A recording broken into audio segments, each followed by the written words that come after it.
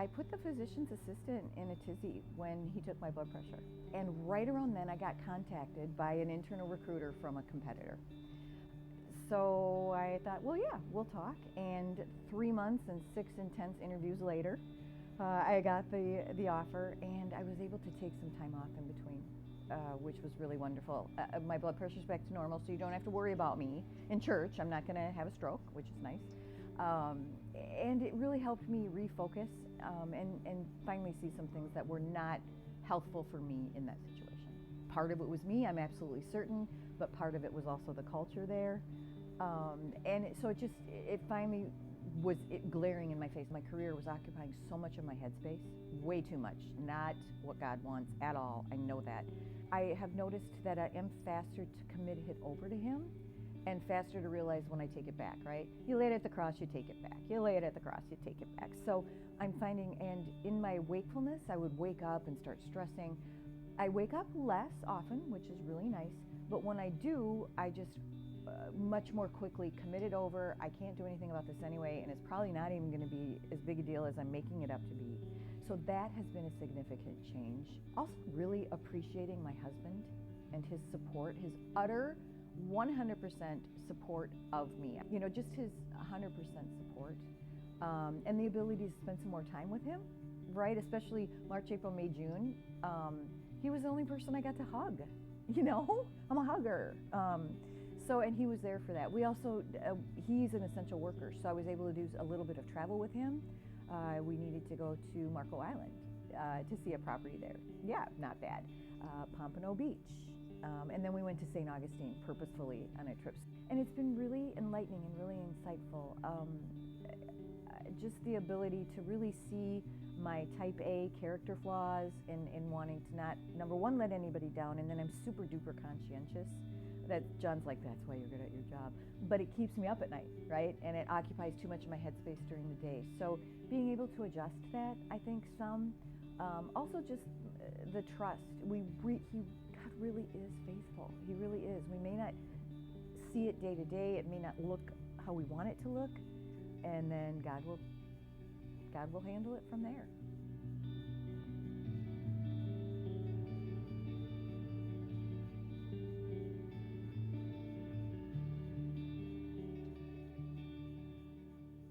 Good morning. How have your last few months been? It's good to see you. I'm so glad you are here.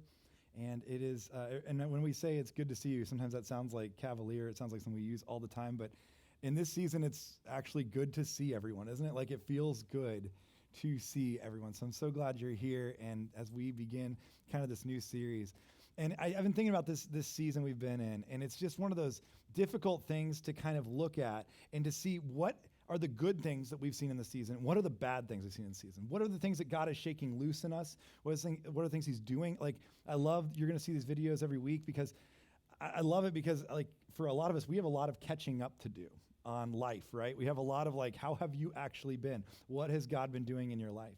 And I think about these seasons of like just massive shifts and changes that happen. And there's always this story that comes to mind. Some of you know this story about my wife. And there was a time in our life where we moved across the country. We moved from Virginia Beach, we were on the East Coast, we moved to Bellingham, Washington, which is more South Canada than North America, like right south of the Canadian border. And we'd never been there before. We didn't know anybody in the area. We had no friends, no connections. We were moving there to work at a church. We knew like literally the 3 people we had interviewed with, and that was it. And so we flew across the country. It was not a great flight, not a great trip. We got there and we went to a house that we were going to house sit for. And so we get into this house. We know nothing about the neighborhood, the area. We don't have our cars. We don't have our stuff. We basically have the clothes we could fit in a suitcase. And I remember as we unpacked and we got into the house, we started to like settle in and not just settle in with our stuff, but settle in with like reality. You know what I'm talking about? Like it all starts to kind of settle in that you're like, oh, what are we doing? How did we end up here? What is this thing that we're in? And it's that feeling where you're like, you can't quite stay flat-footed, if you know what I'm saying. Like, you have kind of the fight or flight, right? Where it's like, either there's part of you that's like, we're going to make this work and it's going to be great, or the part of you that's like, can we just go back home? Let's go back to what we're used to. Let's get back to normal, right? There's that fight or flight happening. You really don't have the flat-footed option. And I remember as we were like starting to unpack and starting to not just again unpack clothes, but unpack like emotionally what was going on, I went upstairs for a second to unpack my clothes and to change real quick. And I came downstairs and I went to go, this is a side note that really doesn't matter, but I went to go turn on the air conditioning because I thought it was a little bit warm. And I found out that the houses in Washington don't have air conditioning. And that's when I was like, where are we? You can't live without air conditioning. This isn't America. They didn't need it as bad, but I just thought it was a necessity. So I'm unpacking, I'm getting ready, and I come downstairs, and Marie is sitting on a couch. And I can just see all of the emotion of this moment on her face. Like she has no poker face whatsoever. And you can just see all of it. And as I looked at her and as I saw this moment kind of playing out on her face, just the way she was processing it, I told her, I said, listen, here's what I'm going to do. I'm going to give you 10 minutes, and I won't say a word. And you can cry as much as you need to. And I barely finished the sentence. And it was like Niagara. Like it was just all in, like mascara running, like snot bubbles crying. I mean, it was like the full deal. Like all the crying happening all at once. She went all in on it. And she cried as hard as she could for quite a while. And actually she stopped for a second. She was like, doing the like trying to catch her breath thing, the bit. And I was just trying to comfort her. I was like, oh no, I didn't mean this. Like I wasn't prepared for this level of crying. Like my emotional fortitude can only go so far. And I was like, oh my, bless your heart. So I'm doing the husband pat on the back, like, oh, yeah, you're really going through something over there, aren't you? And so I'm patting her on the back, and she stops, and I actually looked at the clock, and I was like, Marie, you've got 3 more minutes. And she went right back in. Like she had some on reserve or something, and she wasn't done, and she fully went back in. It was pretty amazing. And I just remember, like, in that moment, we finished this moment. I gave her 10 minutes, and then she, like, collects herself, right? And she kind of looks at me, and then she goes, so what are we having for dinner? And it was time to move on. It was time to move forward with something that we love. It's food. And so it's time to move forward. And I think so many times we do need that moment to process the moment we're in. But we also need that time to like look forward and say, not just what are the things that we could go back to, but what are the things that God is calling us forward into? Like there's a realization that we are not where we were. We kind of are where we are. And the question is, where are we going to go next? Right? In this season, that's the reality. We were where we were. There was this season we were in. There was this part of life we were in, whether good or bad. There was a part of our life that we were in. And then we hit 2020. And we are where we are, and it's not where we were. Something, I guarantee, in your life, in your schedule, in your work, in your routines, something has shifted. Maybe it's even just in your soul. Something has changed, and now you are where you are, and the question is, now where are we going to go? It's a fight or flight. Are we going to move forward, or are we going to go back? And so this series, really what I want to look at is different stories in the Bible where God specifically tells people not to turn back. And it actually happens a lot more than you think. There are a lot of stories where God gets people almost intentionally out of their old routines into a new zone, and then he says, and I don't want you going back. And what if, I'm just putting out a what if God did this? What if he allowed this season to happen to us? So that we would be in a new reality and we would not turn back. What if there's some things in your life that there are some good things he's shaking up right now that he's saying, I don't want you going back to what you were before. I'm just throwing it out there. And so today I want to look at a story that is a literal no turning back story. This is the first one we see in the Bible of this. And we're going to begin in Genesis 19. If you have a Bible or a phone and you'd like to follow along, I would love that to happen. I'm going to warn you, we are going to be in a lot of the Bible. There's going to be a lot of Bible reading today. I'm so sorry that you came to church and I'm going to make you read your Bible. I apologize for that. I'll try to do better in the future.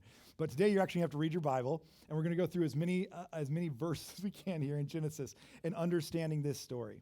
So I want to start kind of at the end of the story, and we'll move back to the beginning. I'm sorry, man, we've been in Acts for a long time. Genesis chapter 19. It starts in verse 23, and this is what it says.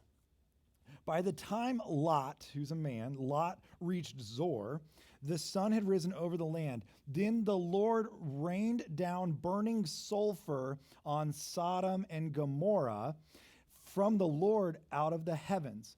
Thus he overthrew those cities and the entire plain, destroying all those living in the cities, and also vegetation in the land. But this is what I want you to notice. But Lot's wife looked back, and she became a pillar of salt. Now, today we're not going to try to explain why the pillar of salt. There is some interesting Jewish history on maybe why she's a pillar of salt. Nobody really knows the answer to that, but she looked back. So the city that they're leaving is the city of Sodom and Gomorrah. Just really quickly, let me just explain a little bit about that. Sodom and Gomorrah, if you're not familiar with it, you've probably heard the term. A lot of people still use it to this day. It is an archetype of anywhere that is sinful. We still use that term, right, to talk about nations or cities. You might have heard of Las Vegas be referred to as a Sodom and Gomorrah or whatever. It is the place that where we get the word sodomized, a word we still use today, comes from Sodom and Gomorrah. This city is known for sinfulness. That's what it is known for. Throughout the rest of the Bible, this will become a city that will be an archetype through the entire Bible. Every prophet actually references it at some point, talking about this city of sin, essentially. That's what it is. It's synonymous with sin, with sinfulness. Now, we could debate for a long time what the sin was of Sodom and Gomorrah, and if you get really bored, you can go back at another time and read chapter 19 and find out a lot of sins of Sodom. We are not going to go through them today because there are kids in the room. And this is a story that, no joke, is an R-rated story. Guys, I've already had to say the word sodomized in a sermon. I mean, so we're not going to go through that for little ears because it's got the full gambit, okay? So you can go back and look at that. You can find out more about that. The original sin, the sin of Sodom, is actually a debatable thing. People don't actually all agree on what the big sin of Sodom is. It's actually a big theological sticking point between especially the Jewish community and the Christian community. We don't all agree on what this is. Some people would say it's their sexuality or their love of money or whatever. Whether it is lust or greed or pride, the truth is what we're going to find is that is all a byproduct of other things. That is just a sin, and all of other sins stem from that sin. So we won't have to get into that too heavy. Again, you're welcome to go back in that. But what I want to look at is this freeze frame right here on Lot's wife. I want to look at this freeze frame of her being a woman who is going out of this city. She's being actually taken out of the city, a city that's being ruined, but in a way she is being rescued.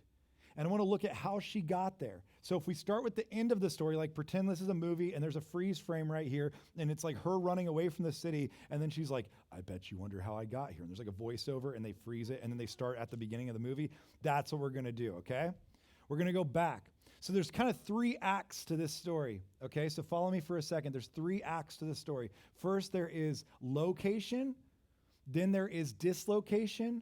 Then there is relocation. We're going to try to take this apart in 3 acts. There is location, dislocation, relocation, okay? Follow me on that? So location, let's talk about location for a second.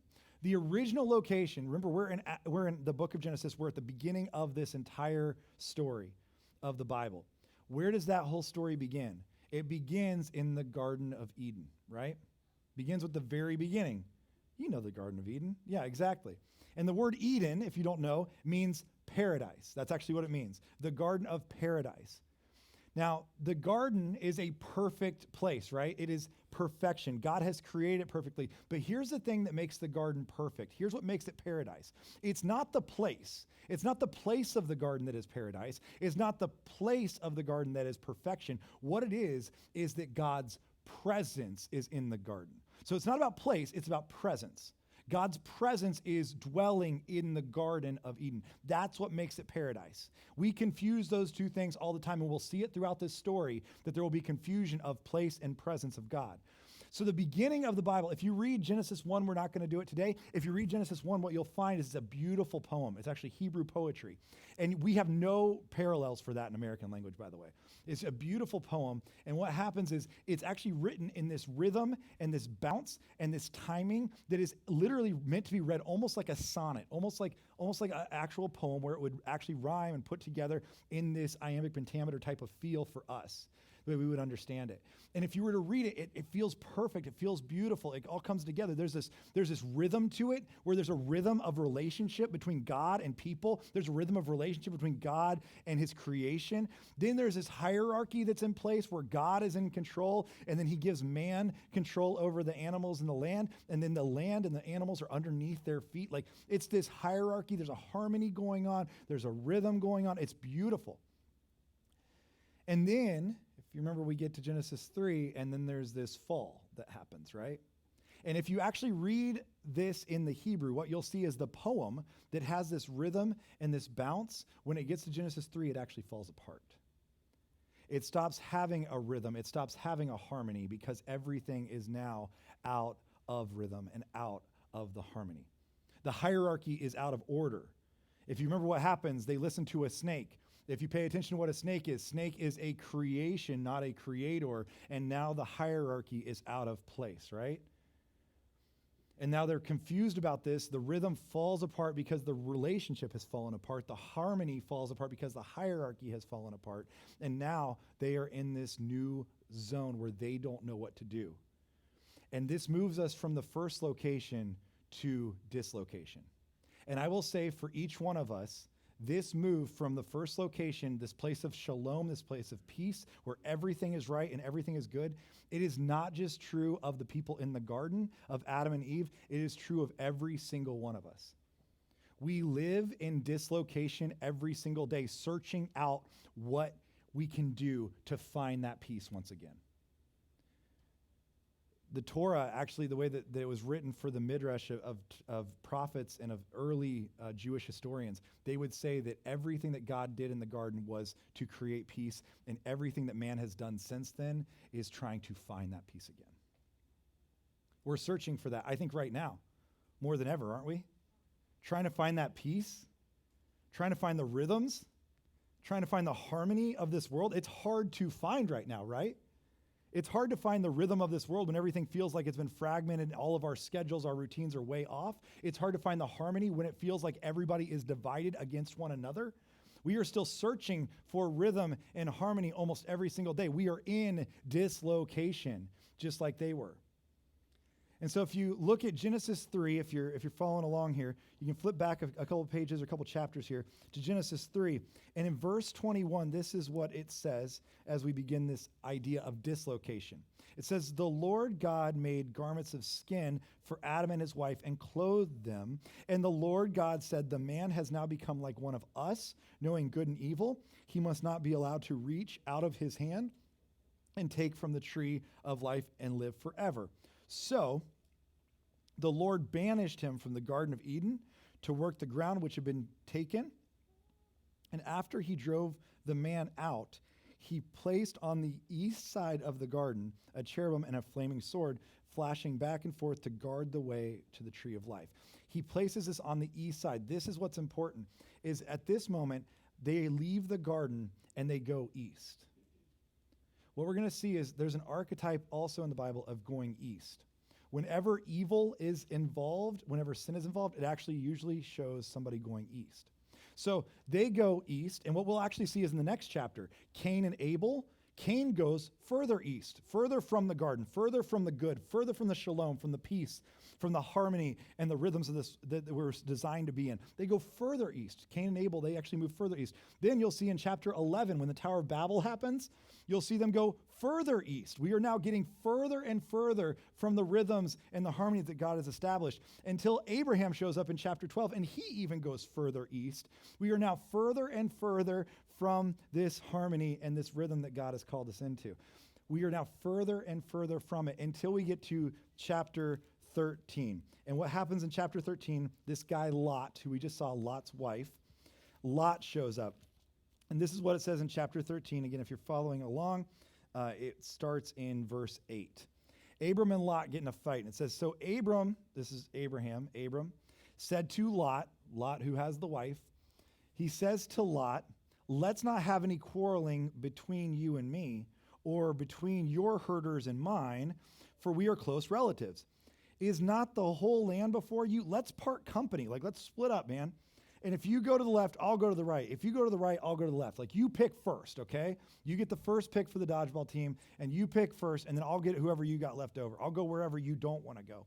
And it says this in verse 10, Lot looked around and saw that the whole plain of the Jordan towards Zoar was well watered. And notice what it says here. We'll come back to this in just a second. It was well watered like the garden of the Lord.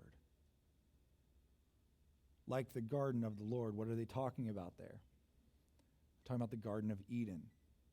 He thinks this looks a lot like the Garden of Eden. Now, real quick, follow me for just a second because I want you to see the contrast between Abram and Lot and how they handle this, and then we'll come back to this, okay?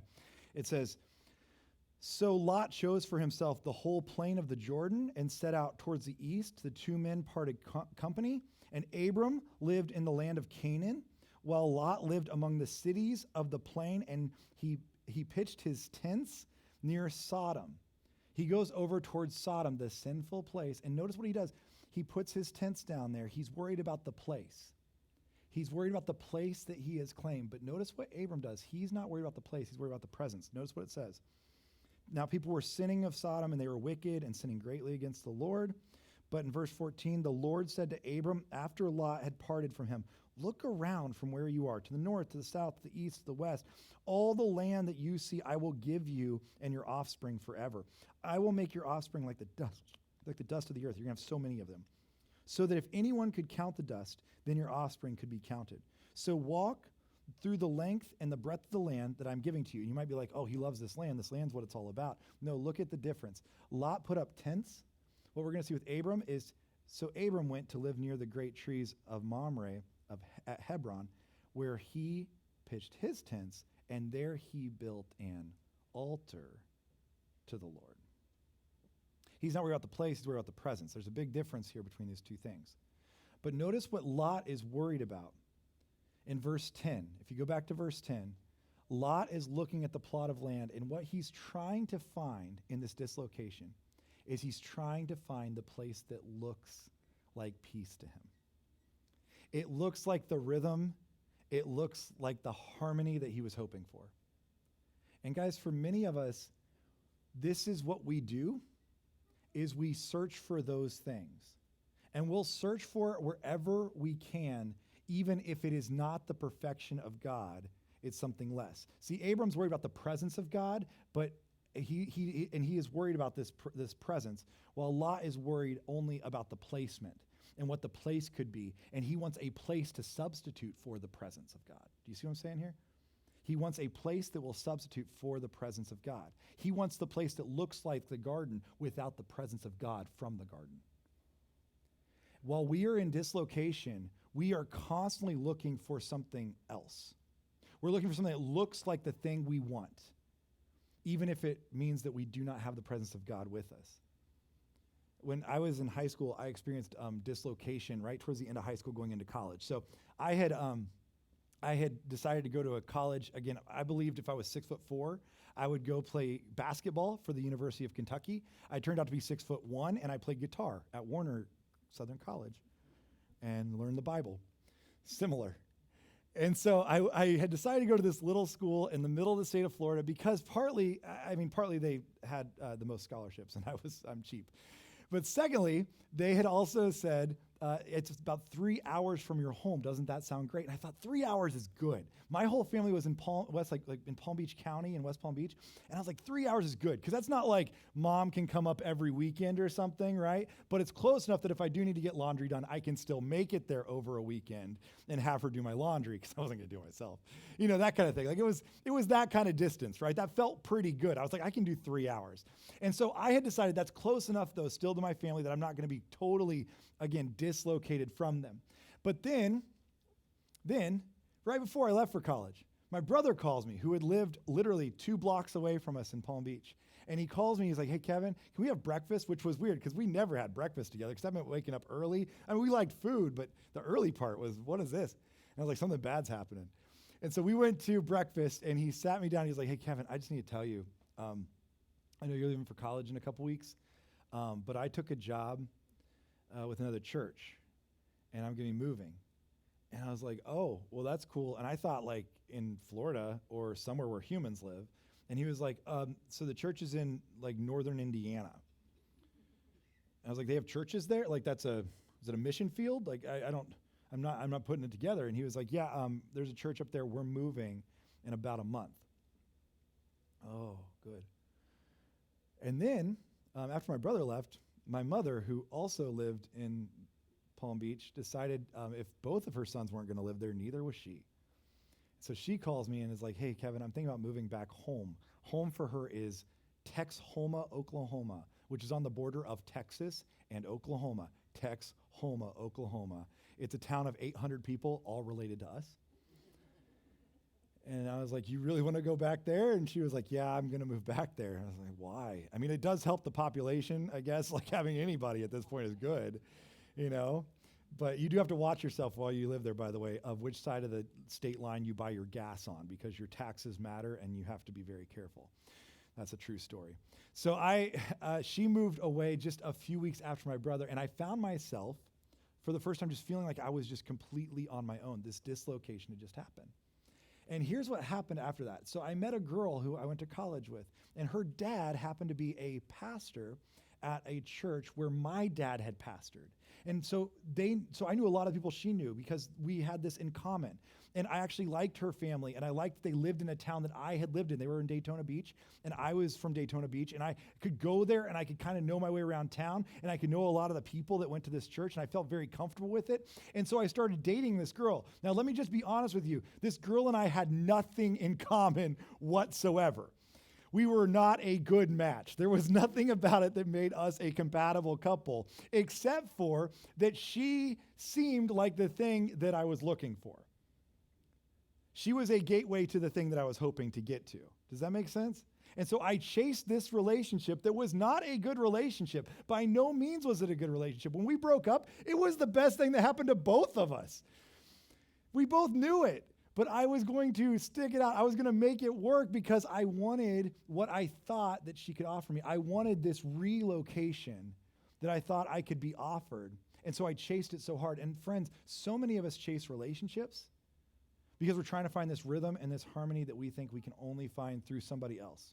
It looks like the Garden of Eden. It looks like paradise. It looks like the presence that we're desperately seeking. And instead of seeking the presence of God, we seek a presence of another person.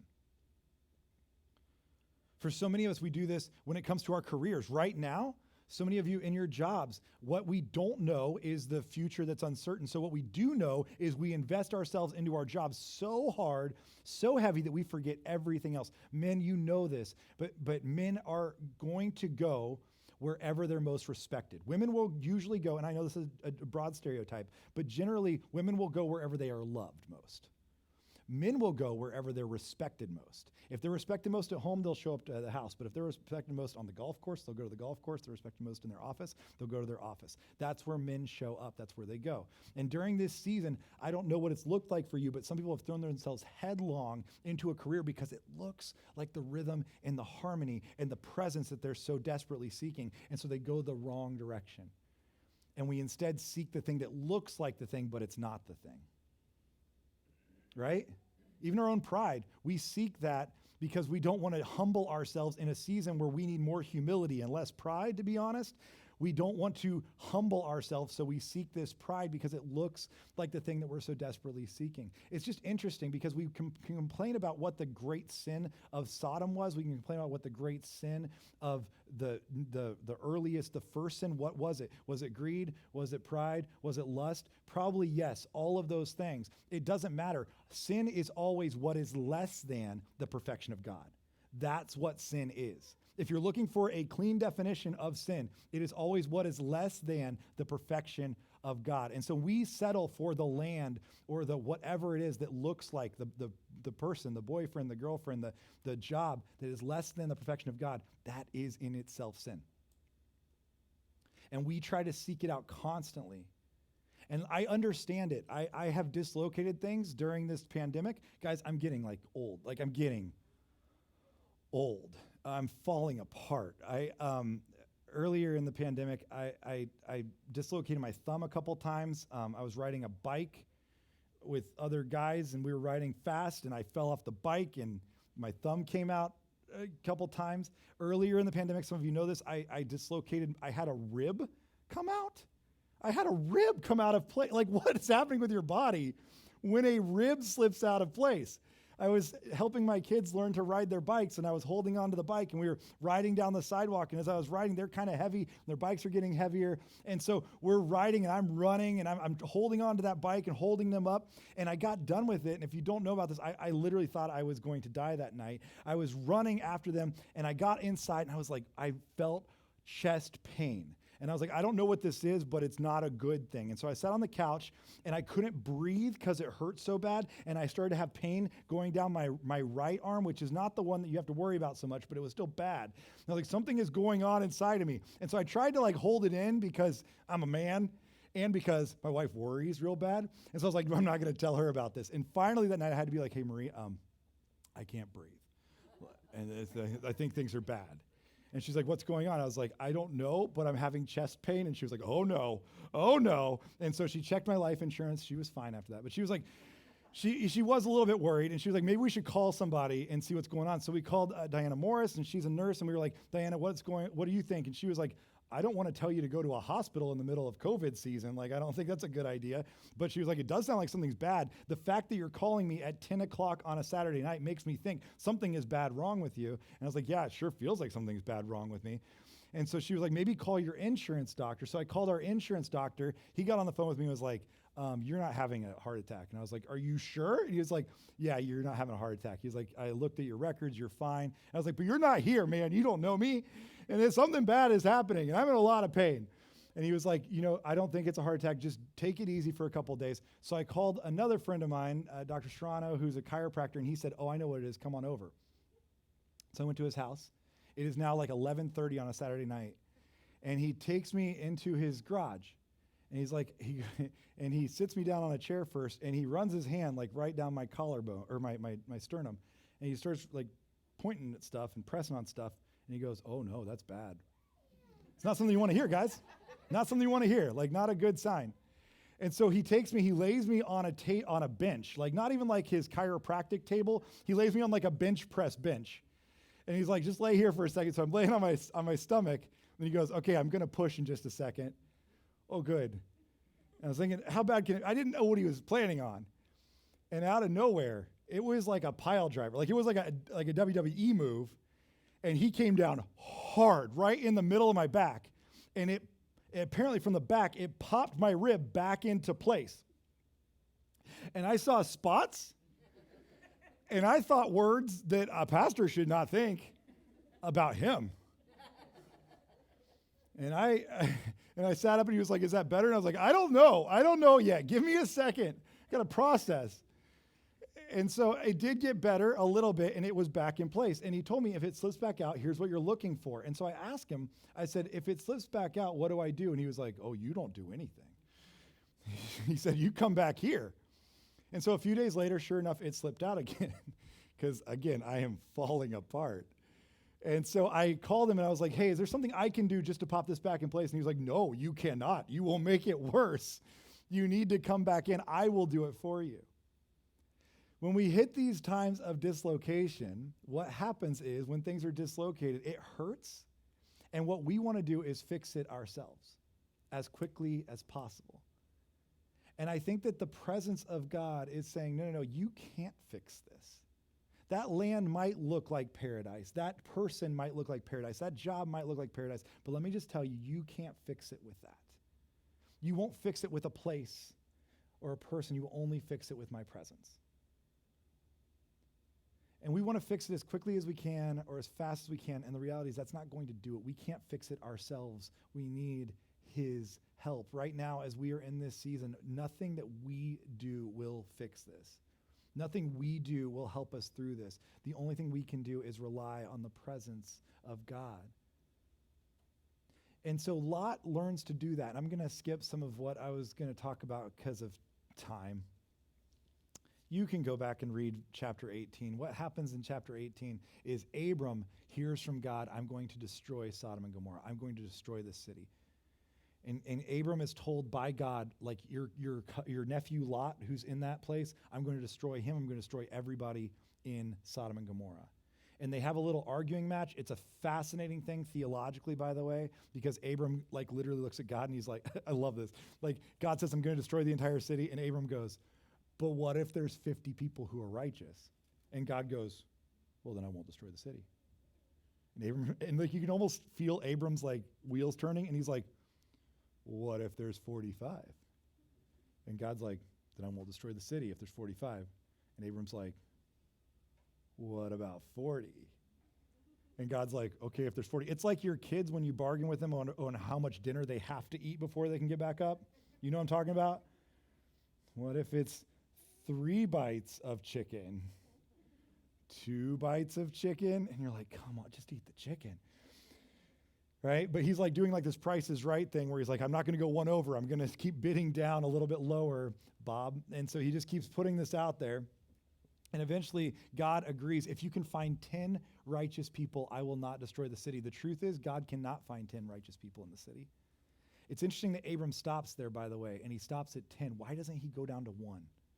First of all, because I don't think he thinks Lot is a righteous man who does live in the city, and I don't think he's a little nervous about putting him out there for that. But what we would find in the story of Abram, we find it later in the Bible, is what we find is that God actually saves the entire world off of 1 righteous man.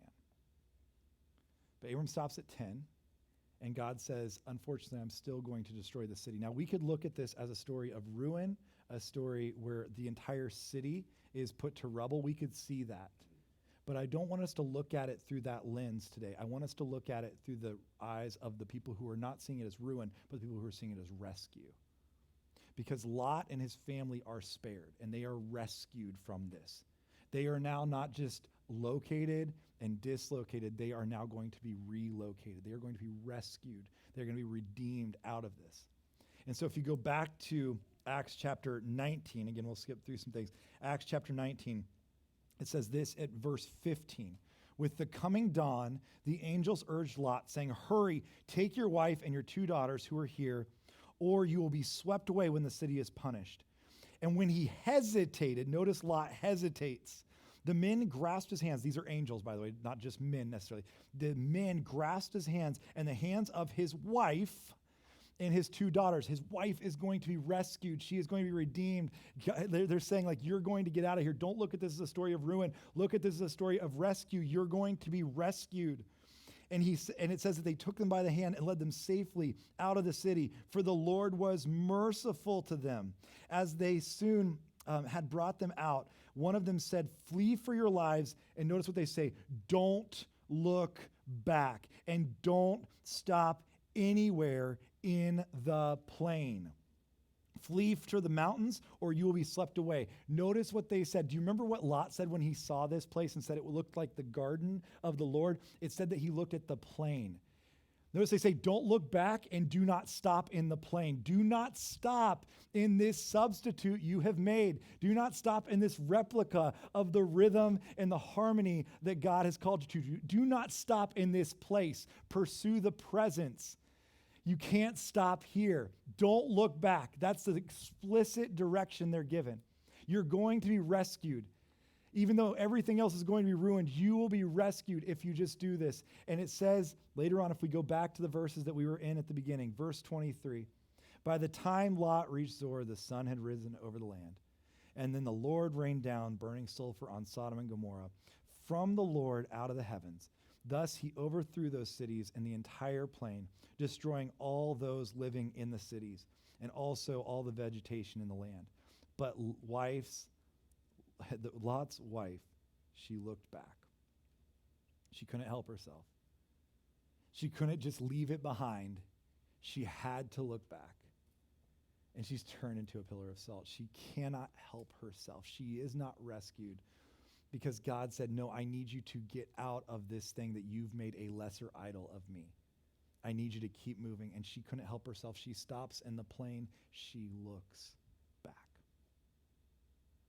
Jesus uses this exact story when he teaches about what it's going to be like at the end of time. When Jesus shows up and he comes to rescue all of us, he says that there might be a ruin of other people around you. There might be ruins that will happen, but he says that we have to look to the rescue that he's bringing us. If you turn real quickly to Luke 17, this is the last thing I want to look at real quick, is notice what he says in Luke chapter 17. He says in verse 30, it will be just like this on the day the Son of Man is revealed. On the day, no one who is on his housetop with possessions inside should go down to get them. Notice he's saying, if you're up on the rooftop, don't even go back to get your stuff. Don't go back for the other things. He says, likewise, no one in the field should go back for anything. And then he says in verse 32, remember Lot's wife. Remember her? She couldn't help herself and she turned back. She went back for the thing that was less than. And he says, whoever tries to keep their life will lose it, and whoever loses their life will preserve it. And while we could see that as a story of ruin or reckoning, what we should see is a story of refuge, of redemption, of rescue. That's what this is a story of. And Jesus is saying, I can get you out of this, but you've got to stop settling for less than my presence. You've got to stop settling for planes that look like the presence of God. For each one of us, that's my hope as we begin this series. Now, we're going to look at this from a lot of different angles. I'm going to just warn you, we're not just going to talk about this in this context. We have a lot of other stories that have a lot of different connotations for us. But my hope as we begin this series and this time of kind of regathering and looking forward, that as we're standing here going, is it fight or flight because we cannot stand flat-footed, that we would be able to say, I'm not going to go back. And I'm not going to settle for something less than. I'm not going to stop in this plane and assume that it is the presence of God. But I will move forward. I will keep going forward into the presence of God. That he will save me, he will redeem me, he will rescue me if I just keep moving forward and I don't turn back. So if you would, let's stand together and let's pray as we wrap up this time. We're going to sing together for just a second as we close our time together. Jesus, I thank you. I thank you for this story. I thank you for this thing that you reference, that you remind us of, that there's coming a day where you're going to rescue us, and there have been days where you have rescued us. And we're sorry for the times that we've settled for less, where we've looked around and we've seen a plane or a person or a job or whatever, and we've tried to fix this brokenness inside of us ourselves. We've tried to take care of it ourselves, and we've tried to handle it ourselves, and all we've done is cause more pain, more problems. I pray today that you would remind us that what we're pursuing is not another person, it's not another job, it's not more money, not more things, not more pride, not more acclaim on this earth, but what we're pursuing most and what we're desperately longing for is your presence. And that we will be healed, we will be rescued, we will be redeemed in your presence if we seek that first. Today, God, I pray that you would use each one of us in our families, in our workplaces, in our marriages, in our own homes, and whatever it is, that you would use us to be people who not just pursue your presence, but bring your presence into a world that's seeking it so desperately. We love you so much, and we're so grateful for your love for us, your care for us, your provision for us, your rescue of us. I pray these things in your name. Amen.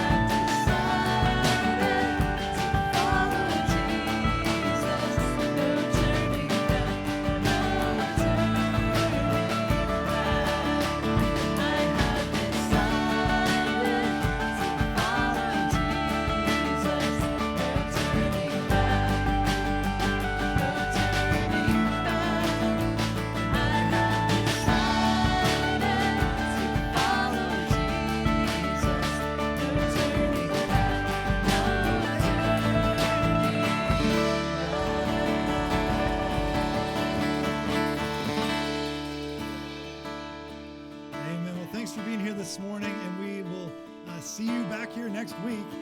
So have a great week. We'll see you Saturday for the Kindness Blitz, and see you back here next week. Have a great week.